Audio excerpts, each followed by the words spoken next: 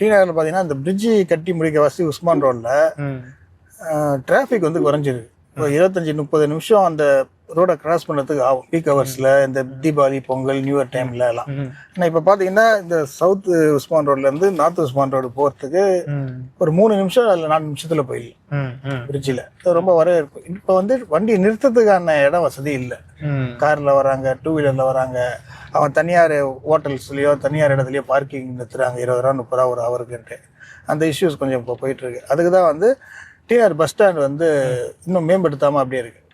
அது ஃபண்டு ஒதுக்கி அதுக்குள்ளே கொஞ்சம் நம்ம ஆட்சியில் பண்ண வேண்டியது அது கொஞ்சம் தள்ளி போயிடுச்சு. இப்போ நான் கொடுக்குற வாக்குறுதி, நான் வந்தது முதல் வேலையாக டிஆர் பஸ் ஸ்டாண்ட் வந்து ஒரு 10 மாடி வணிக வளாகம் கட்டிட்டு தரக்கூடிய பார்க்கிங் வசதியோட, அந்த lift, car parking lift, 2 wheeler எல்லாம் இந்த ஹைட்ராலிக் நவீன முறையில் என்ன இருக்கோ லேட்டஸ்ட் டெக்னாலஜியில் கிட்டத்தட்ட ஒரு எவ்வளோ மேக்ஸிமம் வண்டி அங்கே நிறுத்த முடியுமோ அதுக்கேற்ற மாதிரி அந்த பில்டிங் கட்டி கீழே மட்டும் அந்த கடைகள், அது கீழே பஸ் ஸ்டாண்டு, ஒரு நல்ல ஒரு நீட்டாக பார்க்கறது காம்ப்ளெக்ஸ் மாதிரி ஒரு திட்டம் ஒன்று இருக்குது. அதனால ஒரு வெகுவாக அந்த பார்க்கிங் பிரச்சனை இங்கே முடிஞ்சிடும்.